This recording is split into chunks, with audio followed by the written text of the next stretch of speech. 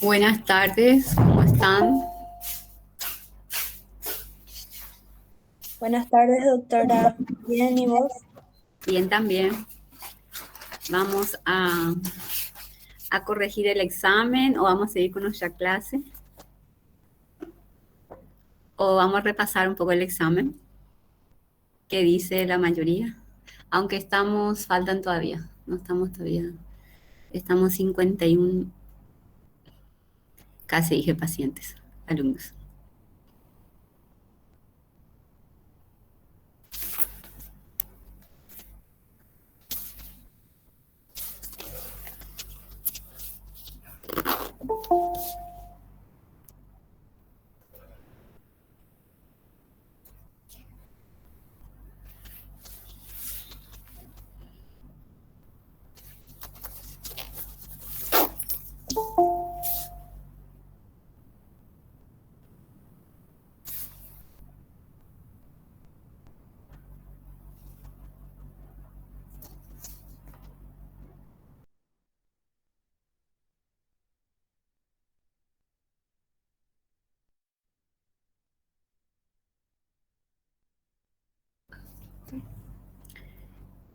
Pueden levantar las manos los que quieren revisar el examen.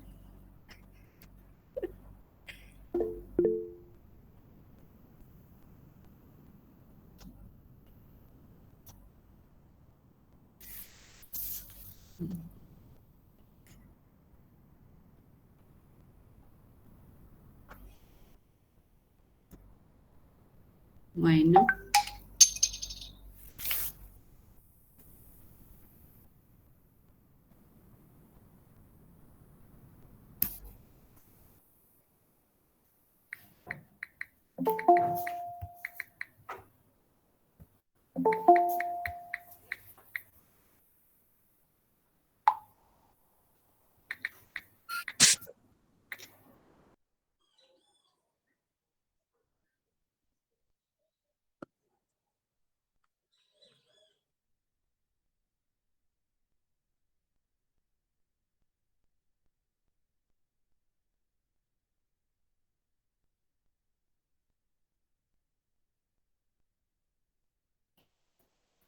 a ver, estamos 54. Buenas tardes, doctora, ¿qué tal? Buenas, ¿cómo están? Buenas tardes, doctora. Buenas. Empezamos la revisión del examen. Sí, doctora, sin problema. Un repaso que siempre, yo creo que aprendemos más cuando corregimos que cuando rendimos. O del post aprendemos más.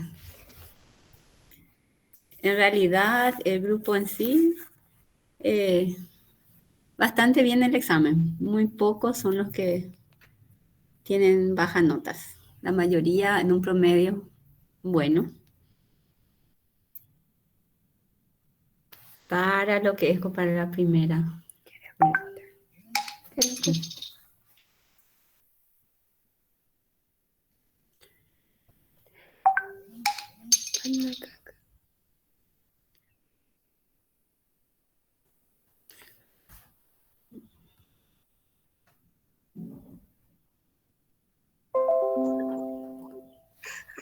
Bueno, doctora, excelente. Ok.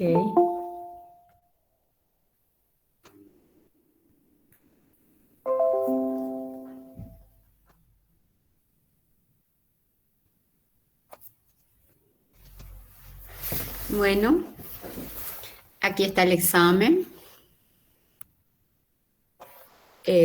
A ver los hallazgos que debo describir en la impresión general del paciente. La impresión general o ectoscopía es cuando empieza mi examen físico. ¿Se acuerdan? Uno hace la anamnesis, la afiliación, el motivo de consulta, el antecedente de la enfermedad actual, antecedentes remotos, los antecedentes patológicos personales, ¿verdad? Los hábitos, hace todo. Y cuando empieza el examen físico hacemos la ectoscopía, que es mirar. no le tocamos todavía a nuestro paciente, solamente miramos y hablamos con él. Entonces, ¿cuáles son los hallazgos que yo debo describir en la ectoscopía? A ver, ¿quién me puede decir?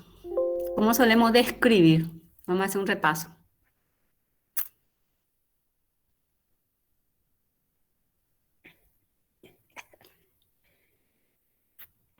La marcha, La marcha, ¿sí? Que vemos como que al final, la marcha medio al final. ¿Qué es lo primero que estado de describimos? conciencia, Estado de conciencia, bien. facies, Facies. Después, la actitud, la postura que tiene el paciente, ¿verdad? Si están de cúbito, qué tipo de cúbito, ¿verdad? Estado de nutrición, estado de nutrición de hidratación también. Todo eso, son varios, solo le pedí 4, ¿verdad? Y también lo que solemos, ¿cómo empezamos la descripción? Paciente, adulto mayor, adulto joven, sexo femenino, sexo masculino, cuya edad cronológica coincide o no con la biológica, y ya ponemos después el estado de conciencia, lúcido, o si es colaborador, poco colaborador, ¿verdad? Ubicado en tiempo-espacio, ya es, cuando es lúcido, nos imaginamos que está ubicado en tiempo y espacio. El lenguaje, si tiene un lenguaje conservado, ¿verdad? Las facies, el biotipo, ¿verdad? La aptitud, como estaban describiendo, ¿verdad? Todo eso ponemos a la ectoscopía o la impresión general. Entonces teníamos varias, le pedí 4. Está bien. Seguimos el estado de conciencia que puede presentar en la ectoscopía. O sea que este mismo paciente, yo pongo si está lúcido, qué otras alteraciones del estado de conciencia puede tener mi paciente.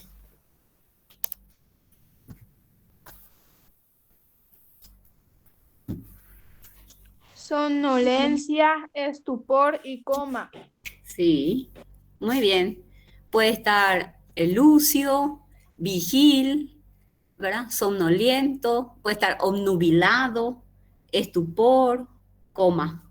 Puede estar estuporoso, paciente comatoso. O sea, esos son los estados de conciencia que puedo describir en la ectoscopía.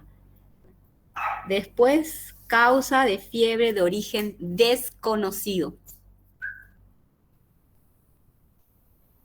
¿Quién me puede decir? Las causas más frecuentes, ¿cuáles son? Infecciones. Infecciones. Siempre las causas de fiebre, primero debo pensar en infecciones, aunque existen otras causas, grandes causas, porque mucho me pusieron infecciosa, pero me pusieron HIV, está bien, también una causa infecciosa. Las bacterianas, virales, parásitos, hongos, pero todas son infecciosas. O sea, que un grupo grande es enfermedades infecciosas y son las causas más frecuentes. Pero acá no pedía tampoco las más frecuentes. Las otras causas, ¿por qué puedo tener fiebre que no sea infecciosa? Neoplasias y enfermedades del colágeno.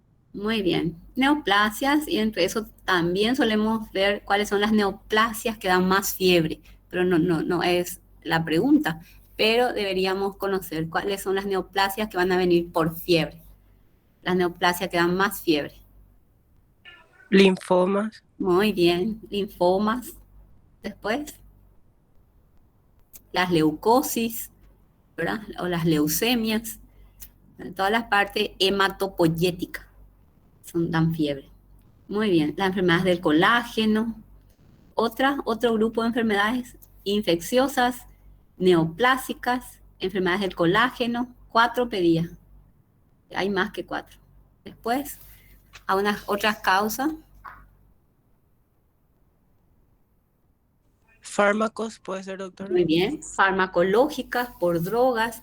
A veces los mismos antibióticos pueden causar infecciones. Pueden causar fiebre. Drogas.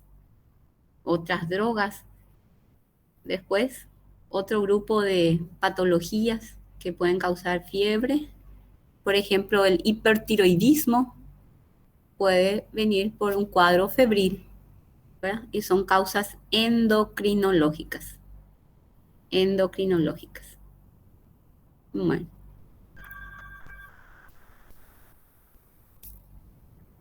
Otro, el número 4, hallazgos normales al auscultar el pulmón.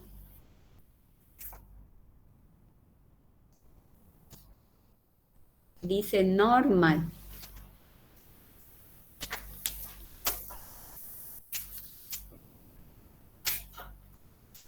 A ver, ¿quién me dice?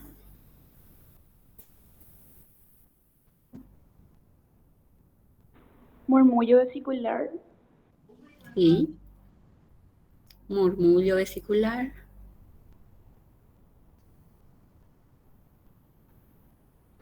Soplo laringotraqueal, Bien. broncovesicular. Sí. Soplo o respiración laringotraqueal, murmullo vesicular y respiración broncovesicular. ¿Está bien? Bueno, después dice completo los espacios con frases que correspondan a cada sentencia. ¿Qué grado de disnea es que surge ante un esfuerzo leve o menores que lo habituales, como comer y vestir? ¿Qué grado de disnea es? Grado Grado 3. 3. Bien, grado 3. La segunda es una situación de enfermedad potencialmente mortal donde no La existe termorregulación hipotalámica ni pirógenos mediadores. ¿Cómo? La hipertermia. Hipertermia. Bien. La deformidad de tórax por hundimiento del esternón se denomina Tórax excavatum. muy bien. Tiene otros nombres también. Excavatum. Después. Tórax en zapatero.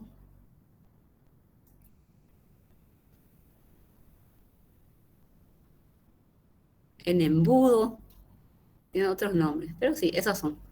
Cualquiera de los tres que hayan puesto está bien. Se denomina respiración D a la respiración que tiene una inspiración amplia, profunda y ruidosa. Respirar como Kumaul. Kussmaul, de Kussmaul, la que es amplia, profunda y ruidosa. ¿Sí?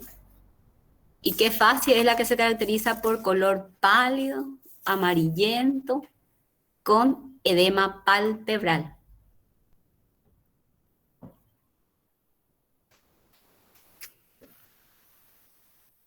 Yo Ede- había leído, ¿Mm? ¿Cómo? yo había leído en el libro que era la hipotiroidea, doctora, pero hay personas que dicen que la urémica también es así. Sí, también. En primer lugar, cuando piensen en edema palpebral, en edema facial, piensen primero, tiene varias causas, pero primero renal.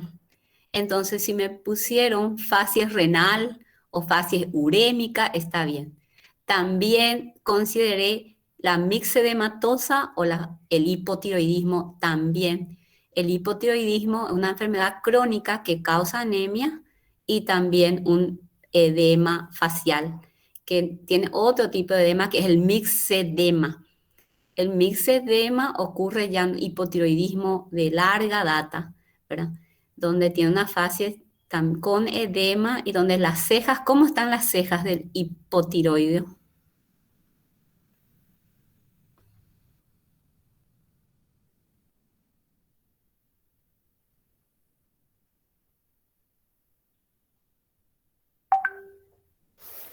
No tienen mucho, doctora.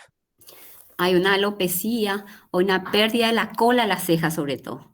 Van a ver que en la parte central de las facies, o sea que las cejas están como al inicio nomás, la cola, pérdida, causa, una pregunta de examen suele ser, causa de pérdida la cola de la ceja, alopecia de la cola de la ceja.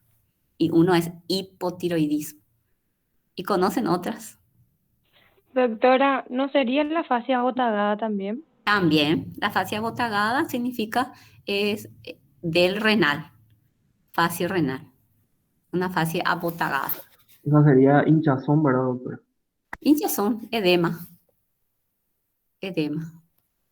O sea, esa Doctora, tiene varias, todas esas están, si pusieron urémica, renal, hipotiroidea, mixedematosa, abotagada, todos están bien. Pero muchos me pusieron ictérica. Y no, en la ictericia hay una palidez, no es palidez, hay color amarillento de piel y mucosas que tiene que, y no siempre está edematosa. O sea, que esto era típico de los algo renal o tiroidea. ¿Está bien? O sea que cualquiera de esos que pusieron, sí, excepto algunos me pusieron anémico, está, no, mal. Ictérico está mal también. Bueno, seguimos. Analizo, cuidado. Doctora, discúlpame que te interrumpa. Sí. Creo que hay compañeros que están queriendo ingresar. Ah, bueno, voy a ver.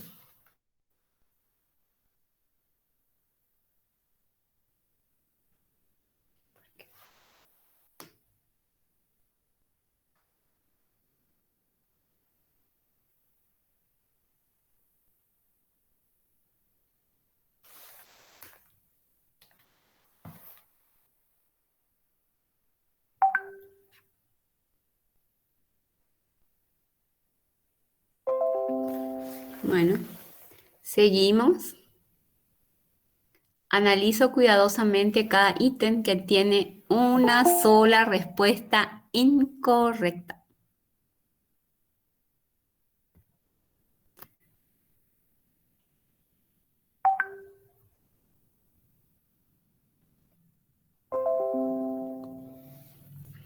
¿Estamos? Acá dice, la semiotecnia es la técnica de la búsqueda de los signos y síntomas.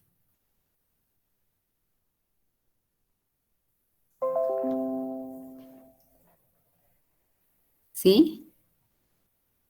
¿Qué me dicen de eso? Signo es una manifestación objetiva de la enfermedad. Bueno, voy a esperar a que entren todos.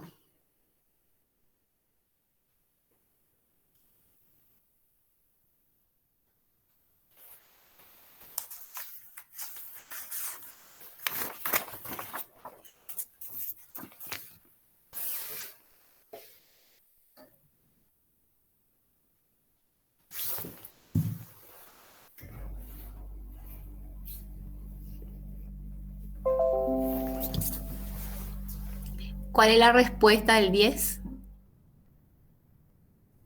Vamos a leer otra. La semiotecnia es la técnica de la búsqueda de los signos y síntomas. Signo es una manifestación objetiva de la enfermedad. ¿Está bien? Sí, está Sí, bien, doctora. doctora. Síndrome es un conjunto de signos y síntomas o síntomas y signos relacionados entre sí que obedecen a diferentes etiologías. Está Enfermedad bien también. es el conjunto de signos y síntomas que tiene una sola causa. ¿Cuál es la respuesta entonces? Yo le marqué la A como incorrecta, doctora. Sí, la A. La D, doctora. ¿La D? No, es la A. La A porque la semiotecnia es la técnica que yo voy a buscar un signo. Porque los síntomas son subjetivos, ¿verdad? Con la semiotecnia es mi técnica en que yo voy a ir a buscar un signo, no síntomas. Porque voy a ir a buscar algo objetivo que tengo que palpar, ¿verdad? Tengo que objetivizar. Está, entonces el 10 es la A, porque es lo incorrecto. El 11 dice, el dolor somático es agudo, preciso, generado por trauma, inflamación o temperatura extremas. ¿Está bien? El B, el dolor visceral, es urente, vago, tardío, mal localizado, generado por distensión, isquemia e inflamación. La hiperalgesia es el ascenso del umbral perceptivo del dolor. ¿El descenso sería, Es doctor? el descenso. Entonces la respuesta incorrecta en este caso, y que es la que tenían que marcar, es la C. La C. Porque la hiperalgesia es el descenso del umbral del dolor, perceptivo del dolor. Bueno, el 12, del dolor neuropático. Las características más o menos. Dolor permanente o intermitente con variada intensidad y duración.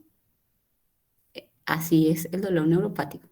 No responde al tratamiento con AINES, sí a los psicofármacos. Dijimos que responde al tratamiento con psicofármacos o antidepresivos o anticonvulsivantes. Suele acompañarse de sensaciones anómalas como alodinia, hiperalgesia, hiperpatía. También es típico del dolor neuropático.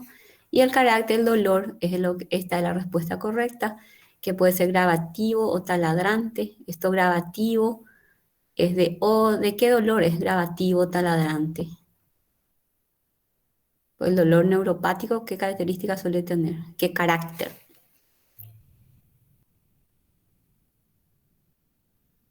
¿Qué quema, doctora? Quemante, urente, lancinante, bueno, de las polineuropatías, del herpes zóster, bueno, un dolor neuropático, las neuralgia, el trigémino. Bueno, eso, entonces, esto taladrante suele ser las odontalgias, ¿sí? Entonces, esa es la respuesta, el D. El 13, el diagnóstico de edema se realiza con el signo de Godet o Fovea. Sí. Godet grado 2 se observa con una depresión de hasta 4 milímetros y desaparece en 15 segundos. ¿Sí? El edema de consistencia blanda se observa frecuentemente en patologías renales. ¿Sí? Y la respuesta al D. El edema de la insuficiencia cardíaca es bimaleolar y frecuentemente matinal. Es frecuentemente vespertina, es a la tarde. Al término de la jornada del día, generalmente el paciente amanece sin edema y con el correr de las horas aumenta el edema. Cuando camina, cuando se pone en posición de pie o sentado. Entonces en el decúbito desaparece o se distribuye en otros lugares. Entonces el 13 es el D. 14. La ictericia se manifiesta cuando los valores de bilirrubina superan los 2 miligramos por decilitro. ¿Sí? Sí, Sí. Muy bien. La prehepática tiene un tinte amarillo pálido por la presencia de anemia. Sí. Porque la prehepática generalmente es hemolítica. Cuando hay hemólisis, hay destrucción de glóbulos rojos, por lo tanto hay también anemia. Antes de los 30 años, la causa principal de ictericia es la litiasis vesicular. No, doctora. No. Las hepatitis, las infecciones virales, suele ser antes de los 30 años, por frecuencia. ¿Verdad? La causa principal. Ya. Prurito es un síntoma frecuente de colestasis. sí, Sí. Causa de prurito, uno, colestasis. Pensar siempre, no hay una obstrucción posthepática donde haya prurito. Otra causa de prurito, la uremia. La uremia. Bueno, el 15 dice la tos bitonal por compromiso del nervio recurrente puede verse en tumor mediastinal. Sí. Un tumor mediastinal puede comprometer el nervio recurrente. Después, la tos con expectoración fétida es característica de una infección por anaerobio. Sí, todo lo que es fétido relacionen siempre a las bacterias anaeróbicas. Vómica es la expulsión de gran cantidad de pus con la tos también. Y hemóptisis grave es la expulsión de sangre con la tos de 500 ml en 24 horas. ¿Cuál es la respuesta?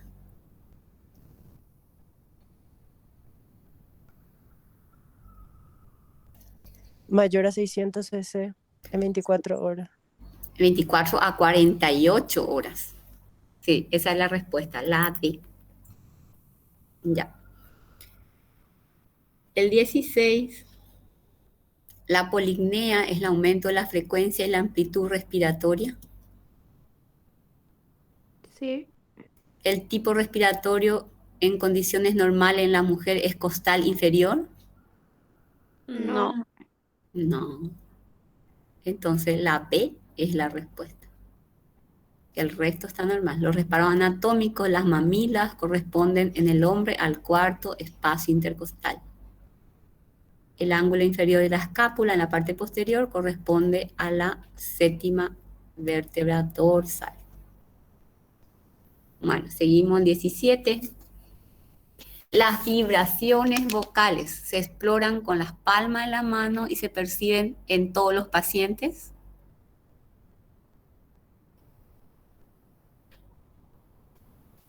Ese es el que está mal, creo, doctora. ¿Por qué?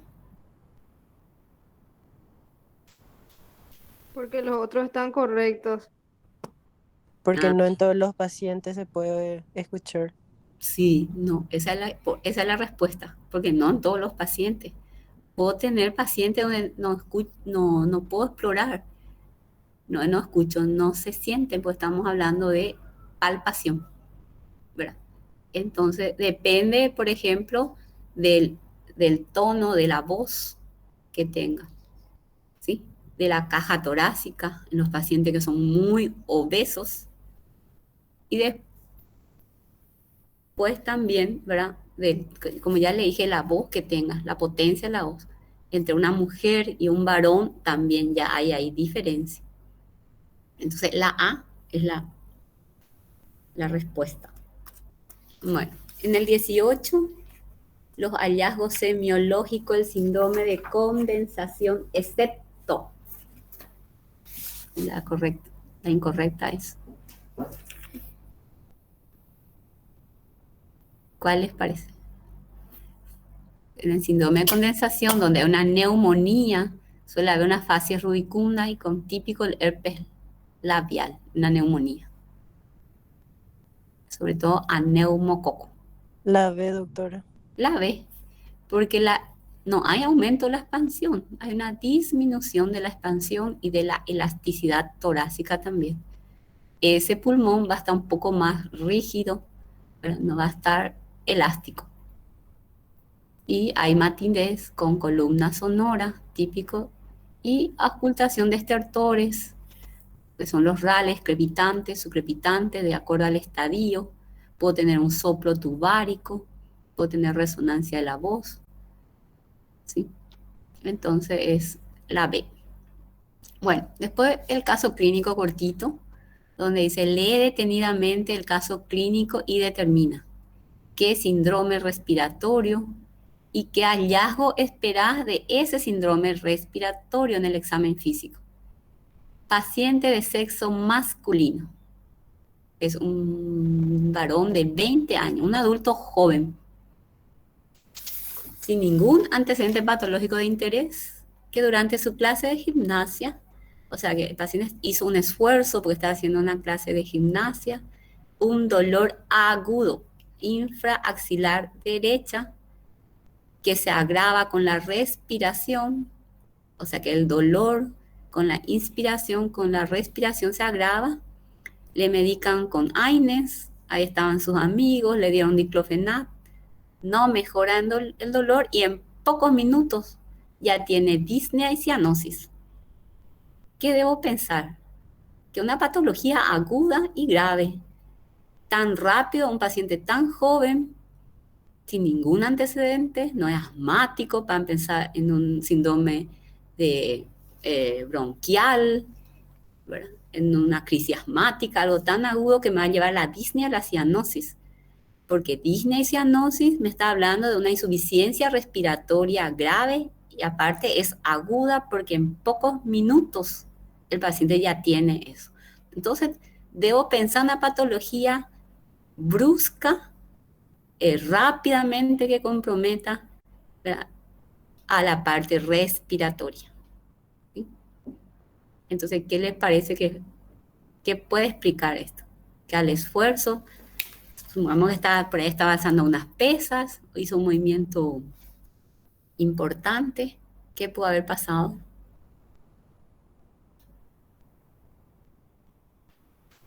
Un neumotórax, doctora. Sí, es un neumotórax. Porque un síndrome parenquimatoso me tiene que llevar días.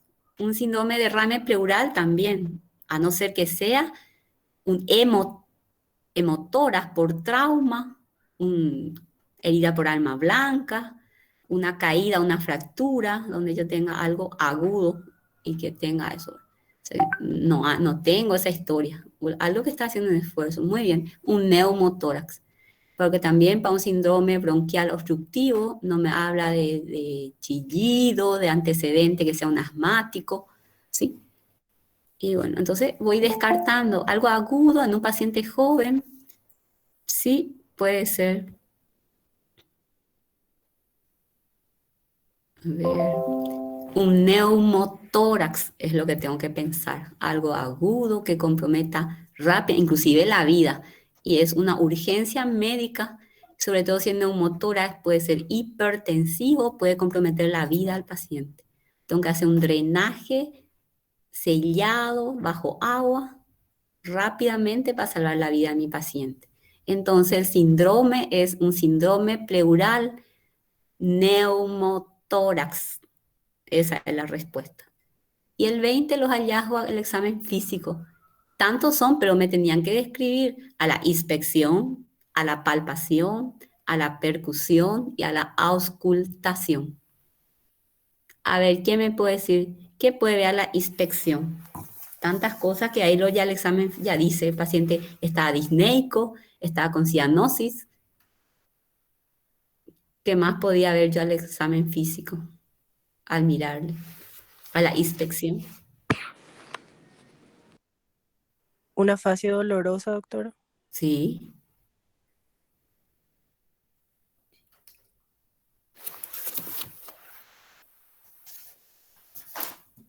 ¿Qué más?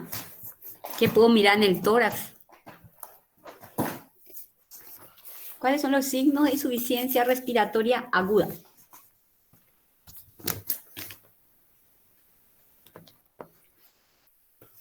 Tórax abombado. Va a estar abombado el lado del neumotórax. Puede estar abombado, puede tener tiraje intercostal, signo de insuficiencia respiratoria, tiraje, aleteo nasal, cianosis, ¿verdad? Aparte, su disnea, que acá ya dice. Entonces, voy a mirar si tiene tiraje, aleteo nasal, facie, dijiste, dolorosa, facie disneica, facie cianótica, ¿verdad? Todo eso puedo ver. Bueno, inspección a la palpación.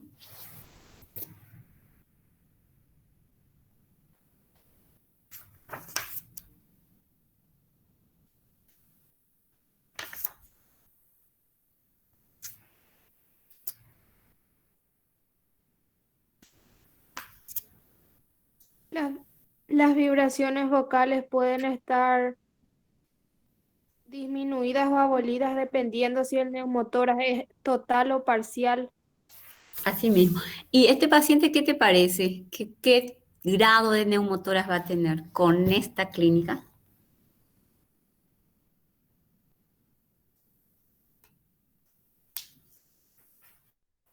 Si en pocos minutos está con disnea y cianosis, probablemente sea un neumotórax importante.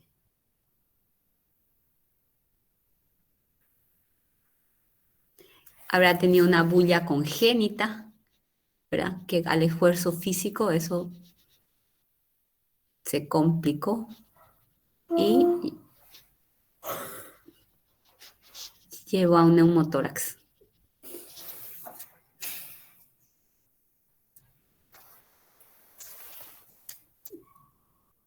¿Sí? Algo espontáneo fue, primario espontáneo. Rotura de bullas subpleurales congénitas, porque como el paciente no tenía antecedente para pensar en un EPOC, secuelas de algunas neoplasias, de algún granuloma o de un acceso, entonces tengo que pensar por un paciente joven que tuvo una rotura de una bulla congénita.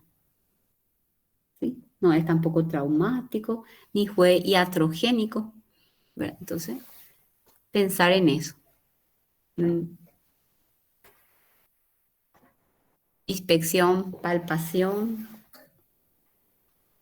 ¿Qué más voy a palpar?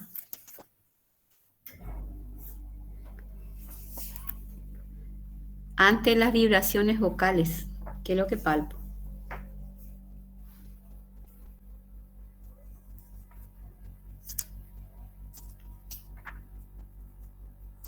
Doctora, se puede encontrar enfisema subcutáneo. Sí, se puede encontrar.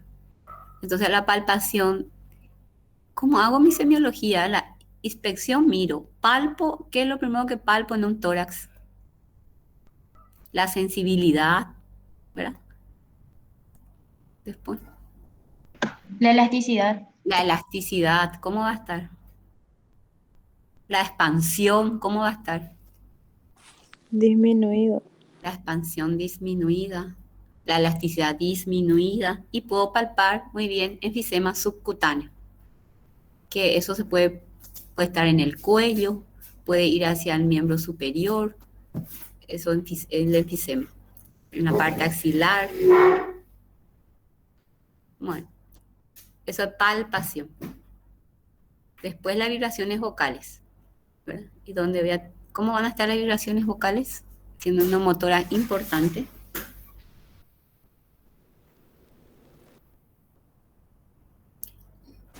¿Hay transmisión de la voz? No, No, doctora. doctora, van a estar ¿Un disminuidas. buen transmisor o un mal transmisor de las vibraciones vocales? Ausente. Después, cuando percuto, es lo que me va a hacer el diagnóstico casi. Aparte, si hay un enfisema subcutáneo, también me va a hacer el diagnóstico. Que hay otra patología brusca que pueda darme eso. Y si tengo enfisema subcutáneo, casi ya estoy asegurando que tengo un neumotórax.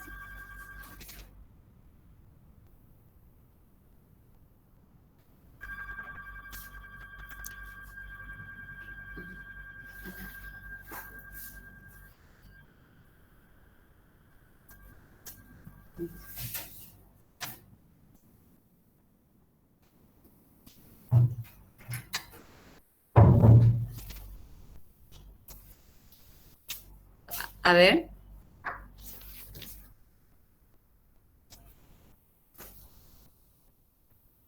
¿Cómo está la percusión?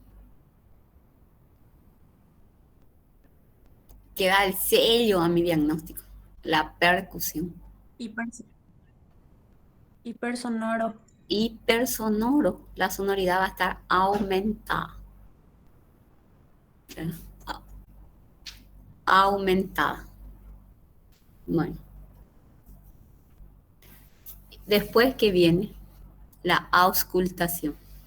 ¿Qué puedo tener en la auscultación? El murmullo vesicular disminuido. Soplo anfórico. Soplo anfórico, no tubárico. Tubárico es de condensación. Ujú. Sí. Y crepitantes también. Ya. ¿Por qué va a crepitar? Si se acompaña de qué. Porque en neumotoras completos y neumotoras graves casi hay un colapso total del pulmón. Se queda un muñoncito nomás. No hay nada que va a crepitar. No va a crepitar los alveolos. Están totalmente colapsados. ¿Sí? Ausencia del murmullo vesicular. Más bien lo que hay es un soplo anfórico, ¿verdad? Y eso es lo que deberían haber completado, ¿sí? Algunos van a tener, me hicieron la mitad, no todo, entonces yo le puse 0,5 puntos en vez de un punto.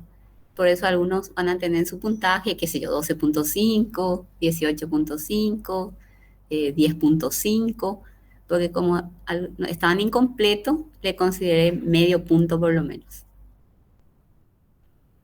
¿Está bien? Sí, doctora, gracias. Sí, doctora. Bueno, vamos. Doctora, una consulta Sí, respecto a la parte de completa sobre la dísnea. sí. ¿Ese también se puede considerar grado 4?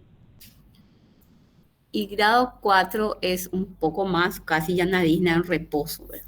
Más gravativo. Y en el libro, en nuestro libro, dice bien de esa parte, sé que está bien detallado. Sí, yo leí en la parte de signos y síntomas generales Ujú, y menciona que para cuantificar la disnea, según el esfuerzo, se pueden utilizar, el más útil y más práctico, en la escala de la New York Heart Association. Pero, y en ese caso, la disnea al vestirse o levantarse, así como menciona en el examen, es grado 3. ujú, Pero también menciona que se puede utilizar el cuestionario de la Medical Research Council. ujú. Y ahí, por ejemplo, grado 4 menciona, en ese cuadrito que figura luego en la parte de signos y síntomas generales, que la falta de aire con solo vestirse o levantarse es grado 4. Si yo voy a ir, por ejemplo, en la parte cardíaca, ¿verdad? Estamos más en la parte respiratoria.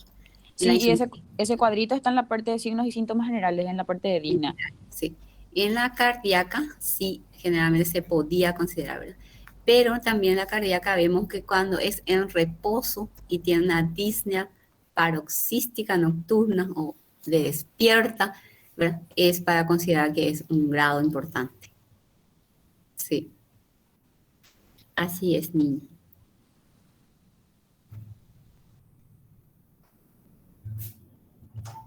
¿Alguna otra preguntita?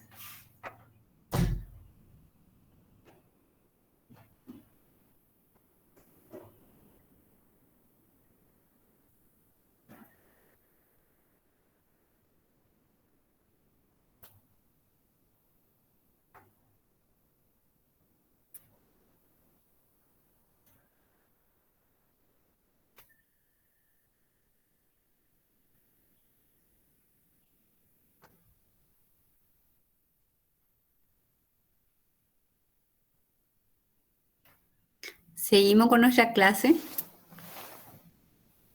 Doctora, ¿y nuestro puntaje ya tenés todo? Ya tengo todo. Voy a alzar el clavo. Ya le mandé a Susi, a la secret. Le mandé todo mi...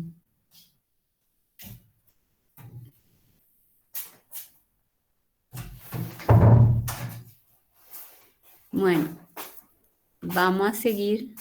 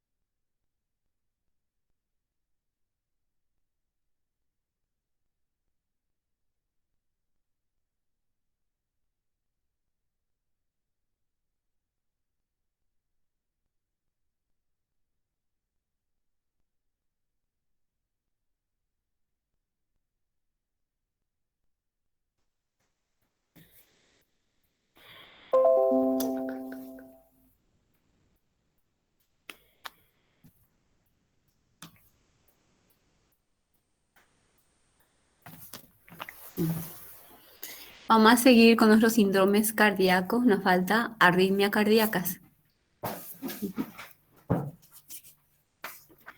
Bueno, la arritmia cardíaca, como su nombre ya dice, es una alteración del ritmo cardíaco normal, que ya sabemos que el ritmo cardíaco es el estímulo eléctrico que se origina en el nodo sinusal o el marcapaso normal, que conduce, ¿verdad? Se conduce a las aurículas, a los ventrículos, y que normalmente va entre una frecuencia de entre 60 a 100 latidos por minutos.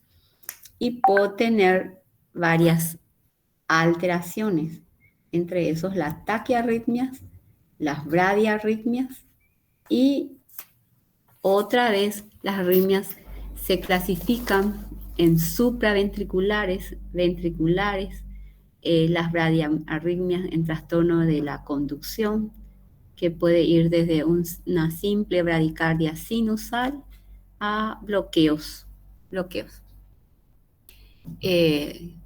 Acá le puse como una imagen para ver el sistema de conducción cardíaca.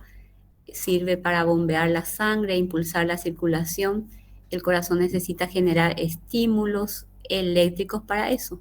Y estos impulsos, ¿verdad?, son transmitidos a través del corazón por el sistema de conducción. Bueno, el nodo sinoauricular, que es lo normal, ya saben un poco de dónde está situado, ya ustedes conocen por anatomía, tiene sus células especializadas que se despolarizan automáticamente, simultáneamente, como un marcapaso principal del corazón. Las arritmias es un latido anormal, un ritmo anormal, ¿verdad?, distinto al sinusal. Cuando el ritmo es inadecuado, es rápido, taquicardia, o es lento, bradicardia. Los impulsos eléctricos siguen varias vías o trayectos, pueden seguir vías normales o trayectos anómalos. También implica no solo una alteración del ritmo cardíaco, sino también cualquier cambio del lugar de inicio, ¿verdad?, que no sea el foco, el nodo auricular. Puedo tener focos ectópicos, ¿verdad?, que genera actividad eléctrica y eso hace que altere mi ritmo cardíaco normal. Y esto puede ser regulares o irregulares. Tenemos varios, los de origen distinto, extrasístoles o ritmos ectópicos. Y ya dijimos que pueden dividirse en ventriculares o supraventriculares. Las supraventriculares encima del AB, la conducción AB. Las arritmias ventriculares pueden ser en dos cavidades inferiores del corazón, ¿verdad? Y por encima de los ventrículos, entonces supraventriculares, vamos a hablar siempre de aurículas, y ventriculares de ventrículos. Causas: en ausencia de cardiopatías congénitas o de otras cardiopatías adquiridas o congénitas, saber que los fármacos pueden causar arritmias, sobre todo los antidepresivos, o a veces saber que los propios antiarrítmicos son arritmogénicos. Alteraciones electrolíticas, entre eso la hipopotasemia, ¿verdad? Y otra vez la hipopotasemia puede ser causa, por ejemplo, por consumir fármacos como diuréticos. ¿Qué diurético es el que más elimina potasio?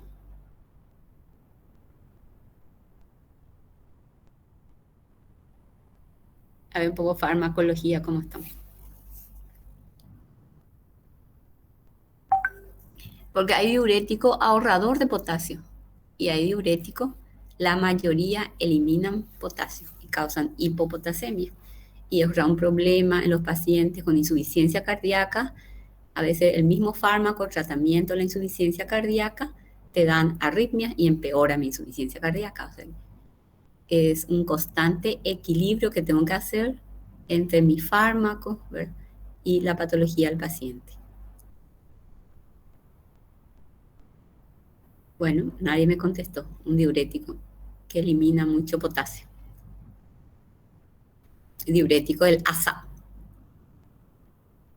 Furosemida. Furosemida puede ser, doctor. ASA, ¿sí? Diurético de ASA, furosemida.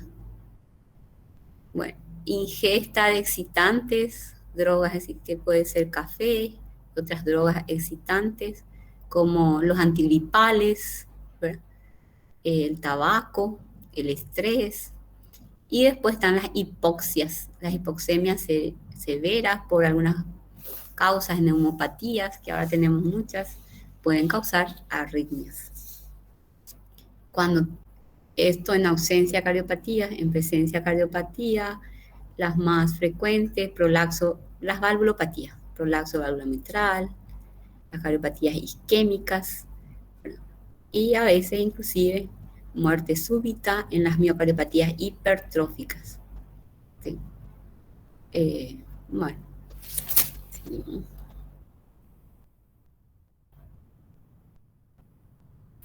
Las arritmias supraventriculares, tenemos a la bradicardia, la arritmia sinusal, entre eso la bradicardia sinusal, la taquicardia sinusal, el paro sinusal o pausa sinusal, contracción auricular prematura o extrasístoles, flúter auricular y fibrilación auricular.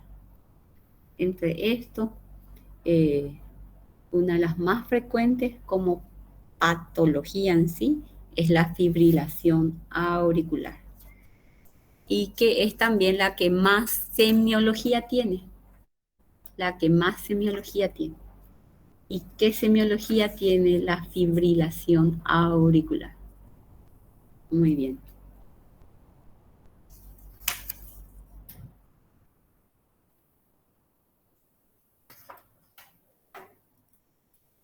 En las clases prácticas ya están dando la parte cardiovascular.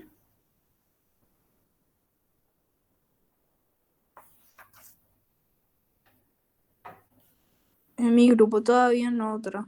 Todavía no. Bueno. Okay. Una de las arritmias supraventriculares patológicas más frecuentes es la fibrilación auricular. Y esta, como le dije, es la que más semiología tiene.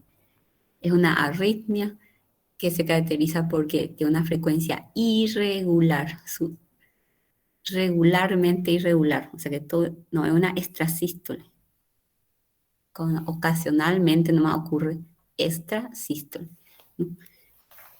Sino que todo el tiempo está en una irregularidad y tiene déficit de pulso, porque la frecuencia ventricular es mayor que la ventricular. Para el pulso, lo que se conduce son las contracciones que ocurren en el ventrículo, no en la aurícula. Entonces, este paciente es un paciente, por ejemplo, que tiene una frecuencia cardíaca a la auscultación, puede tener 120, 130 por minuto, pero le palpo el pulso y tiene 70, 80, tiene mucho menos. Eso ya vimos también en pulso. Acá están todas las características de la bradicardia sinusal, que es un trastorno en la conducción desde el nodo sinoauricular hasta el miocardio auricular, y es patológica cuando es menos de 40 latidos por minuto y sin un aumento. Generalmente puedo tener una bradicardia en pacientes que hacen mucho esfuerzo, son atléticos, ¿no? Entonces puedo tener una bradicardia, pero hay momentos que con el esfuerzo sube la frecuencia, y cuando no sube, entonces decimos es patológico. Y causas cardíacas, infarto, la estenosis aórtica, la hipoxia, a muchos fármacos, y lo primero que debemos preguntar ante un paciente bradicárdico también es qué fármacos toma. Entonces, conocer todos los fármacos que producen bradicardia y cuáles son.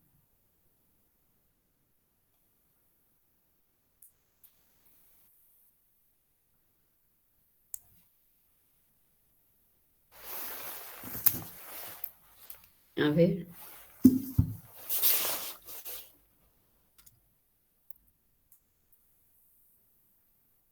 ¿Están desconectados o ni siquiera leen? Porque acá ya dice los beta bloqueantes, los calcio agonistas. Pero hay otras que producen también bradicardia. Los antiarrítmicos mismos. Causas tóxicas, antiarrítmicos, antidepresivos. Bueno, la vagotonía durante el sueño en los deportistas. ¿Y por qué venía a consultar al paciente? Puede venir por mareos, por síncope, por disnas de esfuerzo, además eventualmente con una insuficiencia cardíaca. Puede venir a consultar. Taquicardia sinusal es lo contrario, cuando la frecuencia oscila en más de 100 hasta 180 latidos por minuto. Y como síntoma va a tener debilidad, fatiga, mareo, palpitaciones. El paciente suele percibir su frecuencia, porque normalmente la frecuencia cardíaca, ¿verdad? Uno no está percibiendo que está latiendo el corazón. Cuando percibe, quiere decir que está anómalo. ¿Sí? Bueno, es igual a algunas emociones, el estrés, la fiebre. Saben bien que la taquicardia es un signo y como síntoma que va a decir el paciente, palpitaciones de muchas patologías, el dolor, la fiebre, deshidratación, anemia, hipovolemia, fármacos, el café, el hipertiroidismo y varias patologías puede causar taquicardia. Bueno, se debe reconocer la causa para su tratamiento. Aquí entre las taquicardias supraventricular paroxística, que es las taquicardias patológicas. Bueno, entonces, ¿qué tenemos aquí? Lo primero mirar, pero eso es, acá dice el QRS, pero eso es en el electrocardiograma. En la clínica vamos a tener nosotros diferentes. No voy a poder ver el QRS estrecho o el QRS ancho. Esto es más bien para el electrocardiograma. De hecho que nuestro libro habla mucho, hay onda P, no hay onda P. Bueno, nosotros vamos a irnos totalmente a la semiología. La fibrilación auricular, que ya le había dicho, que se produce por una activación desordenada del tejido auricular por múltiples focos. Hay focos ectópicos que aparecen en las aurículas, entonces hay varios focos y toma el mando y le suprime al nodo auricular. Entonces los ventrículos se encuentran en forma errática, desordenada y llegan desde los atrios, del atrio, ¿verdad?, a los ventrículos. Y la activación anárquica origina una frecuencia auricular de 400 a 700 por minuto. Por eso en la imagen, en el electrocardiograma, van a ver como unas ondas F de la fibrilación, como unos temblores. Fibrilar es decir como temblar. Y eso es lo que se ve en la parte, en el electrocardiograma que ustedes ya dieron en biofísica, ¿verdad? ¿Sí? Sí, doctora. ¿Se acuerdan la onda P, la despolarización y la repolarización del ventrículo? ¿Verdad? La primera de flexión positiva, la onda P, ¿sí?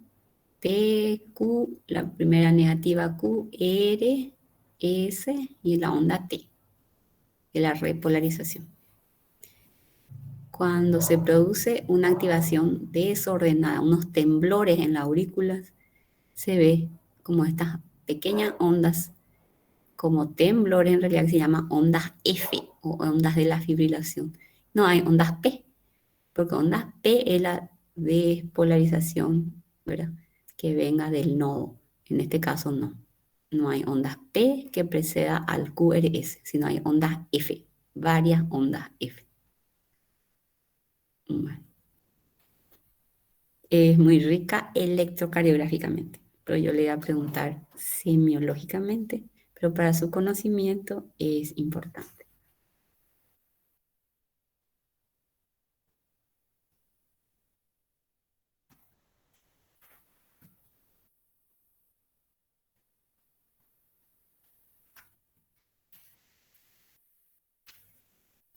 Después el aleteo auricular, que es el aleteo, ¿verdad? Es una condición donde también hay un ritmo rápido y con aumento de la frecuencia, pero un poco más ordenado que la fibrilación auricular. Una actividad auricular alta también, que alrededor de los 300 ciclos por minuto. Y suelen ser todas positivas, ¿verdad? Y como ondas, da como ondas de dientes de sierra, ¿verdad? No como las ondas F, son más desordenadas, más pequeñas, y esta como ondas de sierra, ¿sí? Que aparece entre cada complejo QRS. Y se ve asociada a cardiopatías hipertensivas, en el caso también de cardiopatía isquémica, también en las enfermedades pulmonares crónicas, donde hay ya un compromiso de hipertensión pulmonar.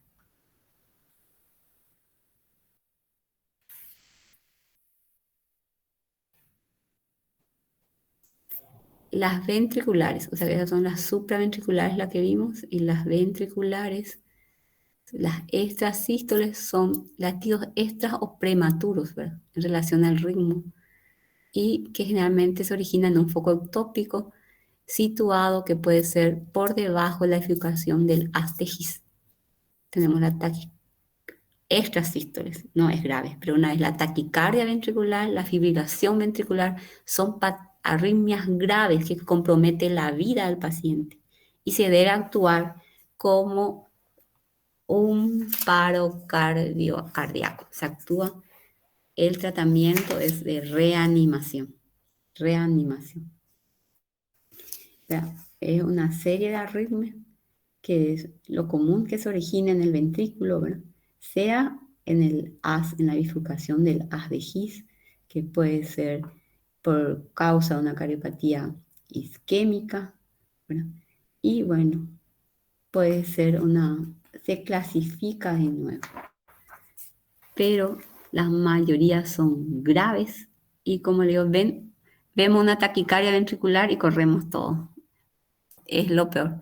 Y la fibrilación es ventricular, se considera como un paro cardíaco.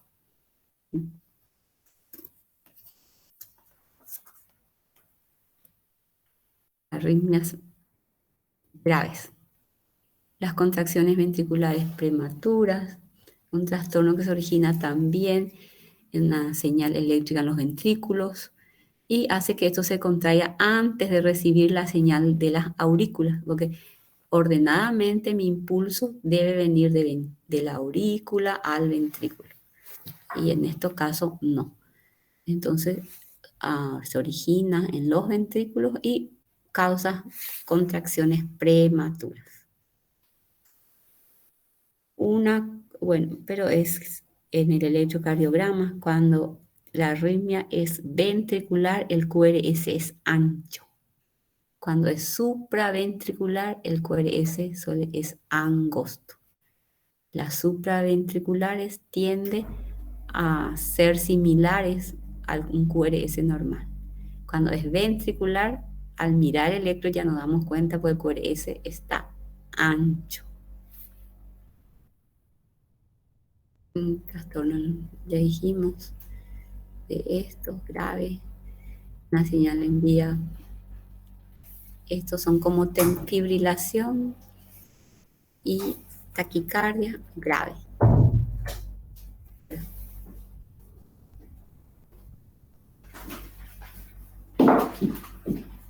Generalmente el paciente tiene desmayos, tiene mucha disnea, ¿verdad? Y una persona puede requerir un shock eléctrico para convertir a un ritmo regular. O sea, por eso estamos en una emergencia, tratamos como una emergencia. Tenemos que hacerle una descarga eléctrica para convertir la arritmia a un ritmo sinusal o a un ritmo regular. Entonces entramos en un estado de reanimación cardíaca cuando tenemos una taquicardia ventricular o una fibrilación auricular. Después tenemos los trastornos en la conducción, ritmo de la unión, taquicardia nodal y los bloqueos AB. Los bloqueos AB son bloqueo de primer grado, segundo, MOVID 1, MOVID 2 y bloqueo AB completo o de tercer grado. Pues tenemos el ritmo idioventricular acelerado, que es arriba, y bloqueos de rama. Vamos a ir hablando de cada uno. Vamos a ir citando. AB de primer grado. Y bueno, es solamente, a la semiología voy a tener solamente una frecuencia cardíaca baja probablemente. Pero no voy a tener taquicardia, sino una bradicardia. Y el electrocardiograma es lo que me va a decir si es de primero, de segundo grado, porque en el electrocardiograma tengo que tener un PR prolongado. Se prolonga el PR mayor a 0,2 segundos. Entonces para eso necesito un electro para medir mi PR. Desde el inicio las P hasta la R, que normalmente es hasta 0,20 segundos. Cuando es mayor a 0,20, entonces tengo un bloqueo AB de primer grado. Segundo grado, MOVID. Tiene MOVID 1 y MOVID 2. ¿Verdad? Y bueno, algunos impulsos auriculares no llegan al ventrículo, están interrumpidos. MOVID 1 se va prolongando hasta que una onda P no conduce. ¿Qué significa eso? Que una onda P no le va a seguir un complejo QRS. Acá, por ejemplo, vamos a mirar acá arriba. Una onda, su PR lo está prolongando. Mira la distancia que hay entre una onda P, el inicio de la P y con el inicio de la R. Va a tener más de 0,20 segundos. Pero sí, acá, esta onda P le sigue complejo QRS. Onda P le sigue complejo. A esta onda P no conduce o no le sigue ningún complejo QRS. Es el MOVID 1 o de Wengenbach. El MOVID 2. El PR es regular, prolongado o normal. Algunos conducen y otros no. El otro va prolongándose hasta que uno no conduce y algunos sí, otros no. Bueno. Y el tercer grado, ningún estímulo auricular llega al ventrículo, onda P por un lado, el QRS por lado, o sea que la aurícula late por su lado y el ventrículo por su lado. Entonces, ahí tenemos un bloqueo AB completo, muy sintomático. En estos casos, el paciente suele venir, ¿por qué venía a consultar?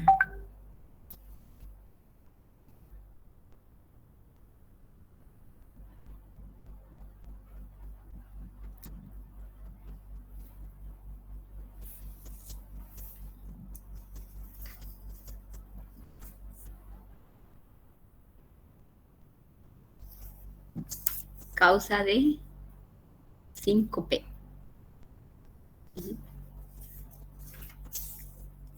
Causa de síncope.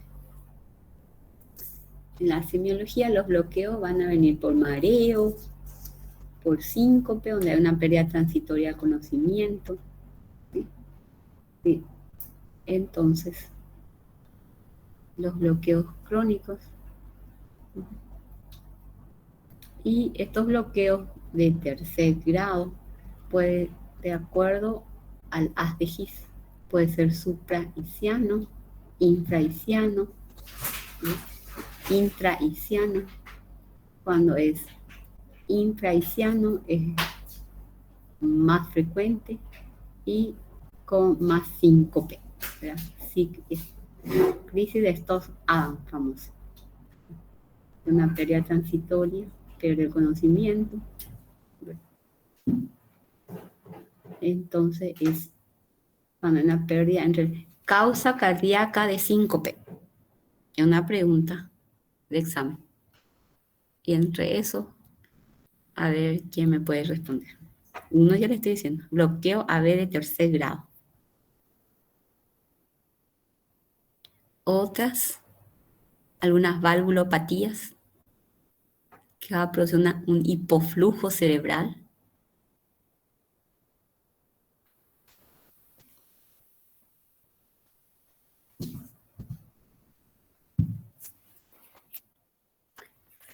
Parece que ya nadie me sigue.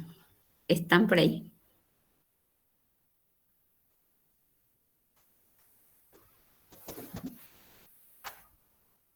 Sí, doctora. Bueno.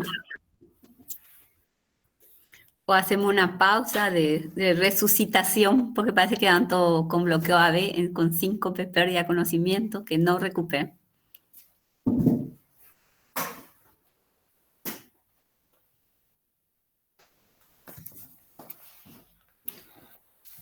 A ver, pregunta de examen.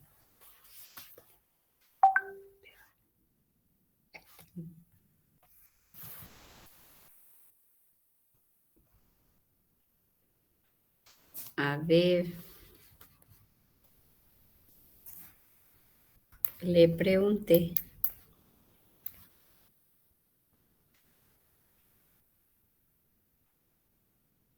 Causas cardíacas de síncope. Porque de eso estamos hablando con un bloqueo. Estenosis, doctora, ¿De qué? de la aorta. Estenosis de válvula aórtica. Muy bien. Estenosis de válvula aórtica. Y bloqueo AB de tercer grado. Bien. Bien, bien, bien. Bueno. Seguimos. O vamos a hacer una pausa.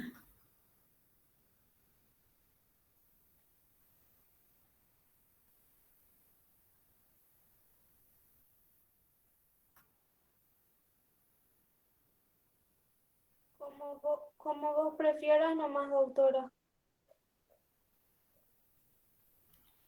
Bueno.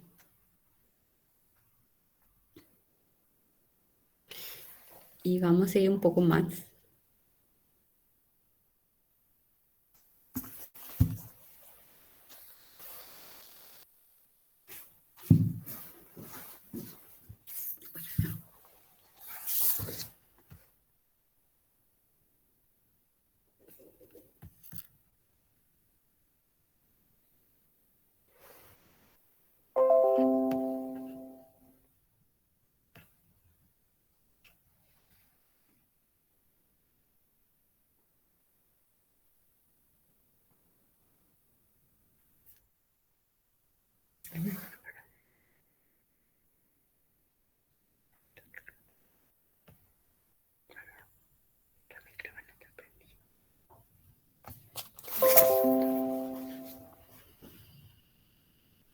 Bueno. Bloqueo AB. Entonces, otra arritmia muy semiológica. Esa que tiene muchos síntomas. Y es una indicación, cuando tenemos un bloqueo AB de tercer grado, una indicación de que tiene que ponerse el paciente un marcapaso definitivo. A no ser que sea de causa farmacológica. Si estaba tomando un beta bloqueante ¿verdad? O está tomando por ahí una digoxina, un antiarrítmico que se fue al extremo, ¿sí? Entonces se suspende la droga si la causa es reversible. Si es irreversible, a causa de una cardiopatía isquémica, como cicatriz deja esto, o hipertensiva. Entonces tengo que el paciente vaya a un marcapaso definitivo. Una sistolia, la ausencia ya de actividad eléctrica del corazón y que ya esto no produce ningún gasto cardíaco, por lo tanto no hay pulso. Es la etapa final de una arritmia. Es la etapa final. Entonces, bueno. ¿Cuáles son los signos y los síntomas? Porque va a venir un paciente con arritmia. Bueno. Signo, yo voy a palpar, voy a objetivizar que mi paciente tiene una frecuencia cardíaca o menor de 50, de 60 o mayor a 100, o que tiene una frecuencia irregular como signo. Y como síntoma me va a referir palpitaciones, astenia, mareos, síncope, insuficiencia cardíaca, disnea, y otras veces me puede venir un paro cardíaco. Bueno, a la exploración física. La exploración se realiza durante el episodio de la arritmia. Debe constatarse si la frecuencia del pulso, si no hay o hay, ¿verdad? Si es irregular o irregular, hay que valorar posibles causas. Tomo la presión arterial, si la hemodinamia está estable, está inestable, cómo está la presión arterial. Generalmente en un bloqueo AB la presión arterial está muy alta. Tratando el organismo de compensar esa frecuencia cardíaca, era baja, entonces hay descargas adrenérgicas, de corticoides, entonces eso eleva la presión arterial. Y lo que solemos ver y muy común es que el paciente está tratándose con varias drogas para que baje la presión y en realidad lo que hay que es controlar la arritmia. En este caso, un marcapaso. Bueno, otras repercusiones de la hemodinamia, el paciente puede entrar en shock. Cuando tenga un shock, va a estar sudoroso, pálido, una sensación de ahogo. En ese caso hay una hipotensión, el shock.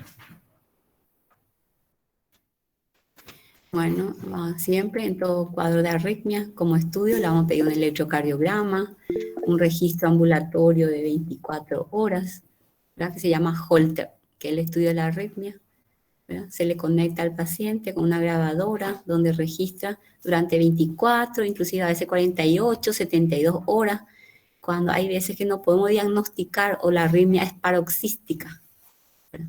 Aparece y desaparece. A veces cuando viene a las consultas ya no podemos registrar, entonces se pide un Holter, un electrocardiograma ambulatorio de 24, 48, inclusive hasta 72 horas. Bueno. Cardiopatías congénitas del adulto.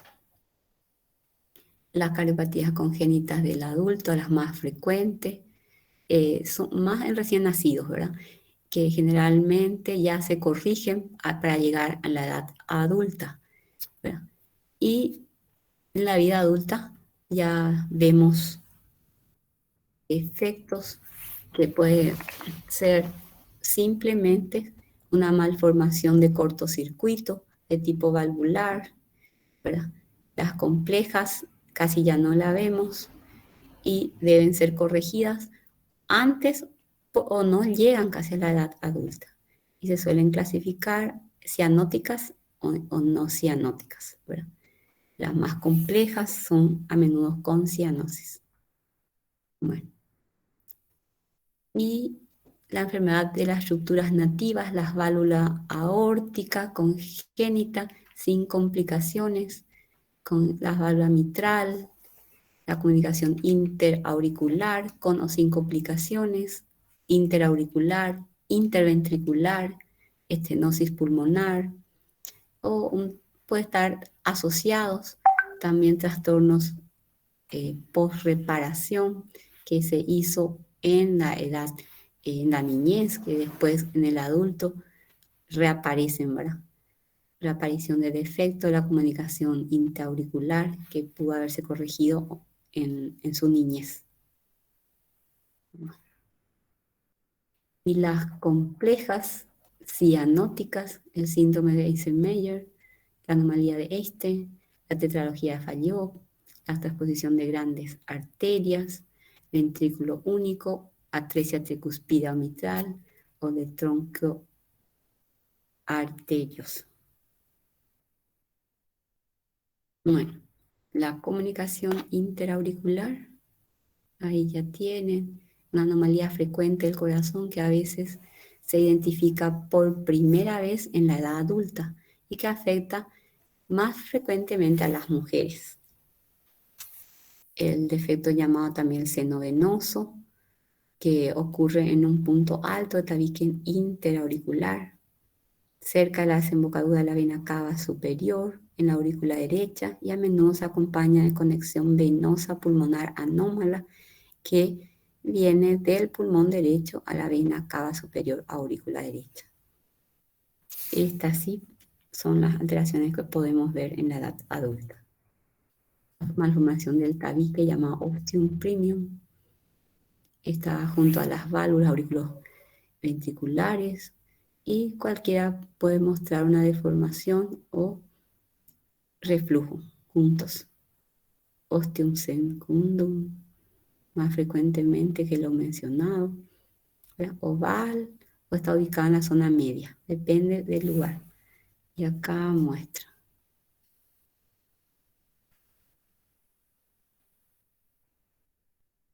Estas alteraciones, realmente el diagnóstico vamos a hacer por la cianótica, no cianótica, y con la ecocardio, con la ecocardiografía y un soplo que podemos ocultar si tiene una valvulopatía o tiene una comunicación interauricular o interventricular.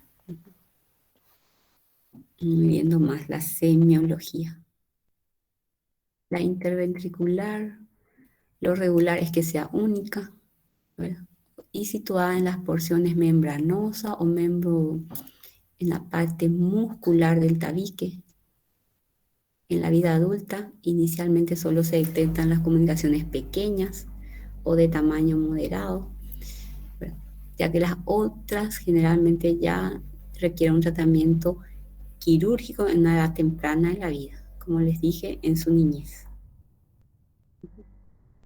Bueno, ¿qué vamos a tener? El ictus cordis, vamos a tener los latidos pulmonares, los latidos transversos, el primer ruido más intensificado,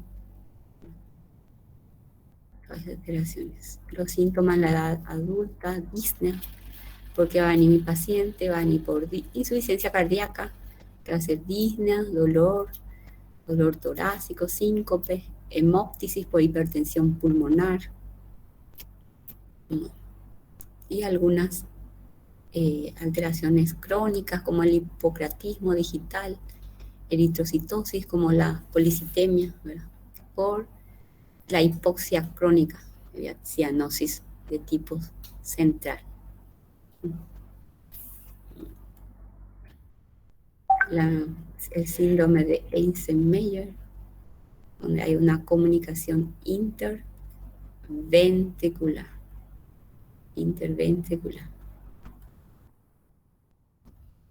De la tetralogía de Fallot, cuáles son los componentes, la alineación del tabique interventricular, la obstrucción del infundíbulo, salida del ventrículo derecho, el cabalgamiento aórtico, ¿verdad? De la vena superior, la hipertrofia del ventrículo más derecho. Entonces ahí tenemos donde hay un gran tamaño ventricular. Cianosis, cardiopatía cianótica en la tetralogía de Fallot. que tenga un soplo mesosistólico continuo en la parte media, que puede a chorro a gran velocidad, dependiendo de la frecuencia cardíaca también de mi paciente. Y la última que solemos ver es en la edad adulta la coartación de aorta, y que tiene también bastante semiología, bastante. Por eso me gustó este dibujito de la coartación de aorta, que es la asociación frecuente con el síndrome de Turner. Preductal se detecta en la infancia, ¿verdad? Y postductal es lo que vemos en el adulto, cursando de una forma más leve. ¿Y qué tenemos en la coartación de aorta? Postductal. Hay una alteración cuando voy tomando la presión arterial, por eso que tengo que tomar los 4 miembros. Hay una diferencia entre la braquial y la femoral mayor de 20 milímetros de mercurio. ¿Ustedes se acuerdan cuántos milímetros de mercurio hay de diferencia?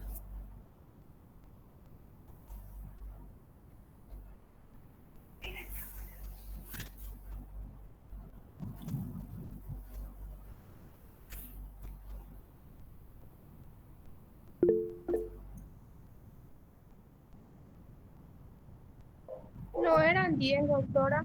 10. 10. Cuando es mayor a 20, tengo que pensar en coartación de aorta. Hay hipertensión entonces, hay epistaxis, cefalea, los miembros como es postductal, ¿verdad? Entonces los miembros pueden claudicar. Hay un hipoflujo en los miembros y hay frialdad y hipoflujo en miembros inferiores. Y el otro signo es radiológico, que no vamos a tener en la semiología, excepto la muesca en las costillas por la presión de las colaterales que aparecen y el signo del 3. Y acá muestran la radiografía, el signo del 3. Y bueno, lo que sí vamos a tener más en estos pacientes, entonces, en la coartación de aorta, es un paciente que va a venir por hipertensión, por síntomas de hipertensión. En las otras, cardiopatías congénitas, insuficiencia cardíaca, disnea, soplos, mesosistólicos.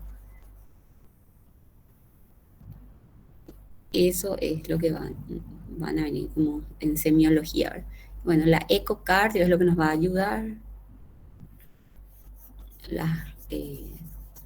Diagnóstico por imágenes para ver todas las alteraciones que tiene nuestro paciente. Bueno, vamos a dejar ahí hasta cardiopatías congénitas para luego ir viendo. Vamos a entrar en la parte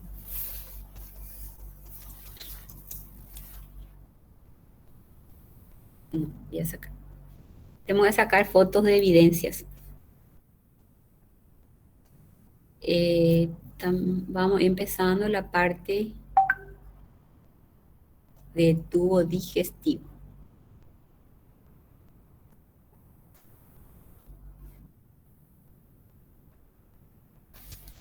A ver.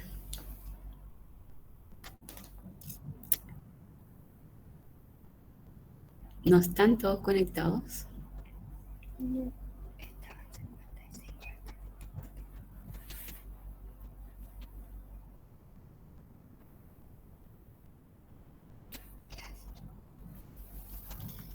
A ver.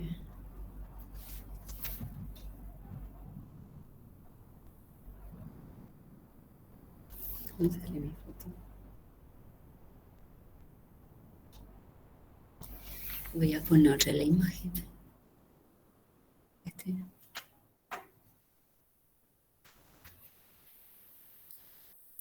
Y la luz lo que sale. Sí,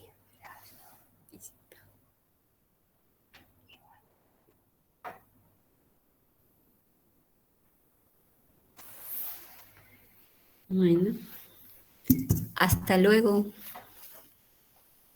Hasta luego, doctora. Gracias. Chao, doctora.